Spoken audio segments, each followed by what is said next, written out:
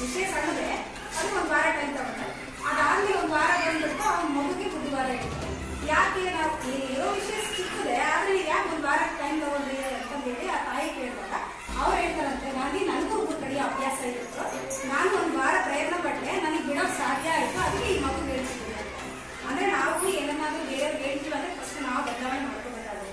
ಅದು ಶಿಕ್ಷಕರಾಗಲಿ, ಮಕ್ಕಳಾಗಲಿ, ಪೋಷಕರಾಗಲಿ, ಪ್ರತಿಯೊಬ್ಬ ಜನನೂ ಅಷ್ಟೇ.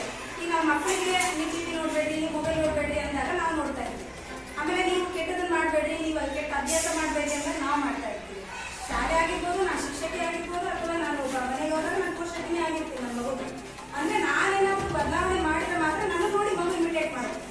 ಅಂದ್ರೆ ನಾನು ಓದ್ತಾ ಇದ್ರೆ ನನ್ನ ಮಗು ಓದುತ್ತೆ, ಅಥವಾ ನಾನು ಒಳ್ಳೆ ಕೆಲಸ ಮಾಡಿದ್ರೆ ನನ್ನ ಮಗು ಒಳ್ಳೇದಾಗ ಮಾಡುತ್ತೆ. ಪರಿಸರದಿಂದ ಕೆಡ್ತವೆ ಮಕ್ಕಳು, ಆದ್ರೆ ಮೊದಲು ನಾವು ತಾಯಿಯ ಮೊದಲ ಮಗು, ಮನೆಯ ಮೊದಲ ಪಾಠಶಾಲೆ ಅಂತ ಹೇಳ್ತೀವಿ. ಅದಕ್ಕೆ ನಾವೇನ್ ಮಾಡ್ತೀವಿ, ಆದಷ್ಟು ನಮ್ಮ ವರ್ತನೆಗಳನ್ನ, ನಮ್ಮ ಅಭ್ಯಾಸಗಳನ್ನ, ಕೆಲವೊಂದು ದುರಭ್ಯಾಸಗಳನ್ನ ಮಕ್ಕಳಿಂದ ಸ್ವಲ್ಪ ದೂರ ಇಡಬೇಕು. ಬಿಡೋಕ್ಕಾಗಲ್ಲ, ಮಕ್ಕಳ ಎದುರಿಗೆ ನಾವು ಅದನ್ನ ತೋರಿಸ್ಕೋಬಾರ್ದು. ಶಾಲೆ ನಮ್ಮಲ್ಲಿ ಶಾಲೆಯಲ್ಲಾಗಿರ್ಬೋದು ಅಥವಾ ಮನೆಯಲ್ಲಾಗಿರ್ಬೋದು.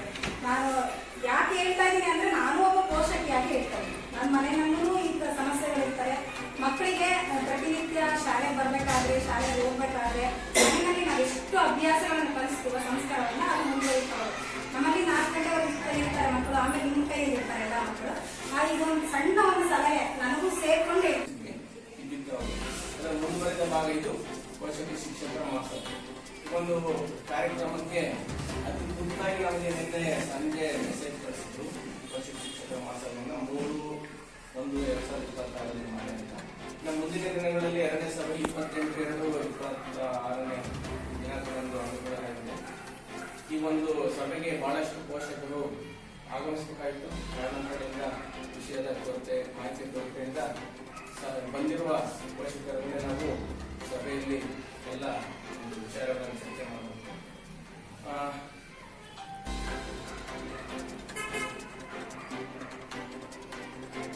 ನಮ್ಮ ಶಾಲೆಯಲ್ಲಿ ವಿದ್ಯಾರ್ಥಿಗಳ ಒಂದು ಉನ್ನತಿಗೆ ಏನೇನು ನಾವು ಯೋಜನೆಗಳನ್ನ ಸರ್ಕಾರದ ವತಿಯಿಂದ ಹಮ್ಮಿಕೊಂಡಿದ್ದೇವೆ ಅನ್ನೋ ಒಂದು ವಿಚಾರ.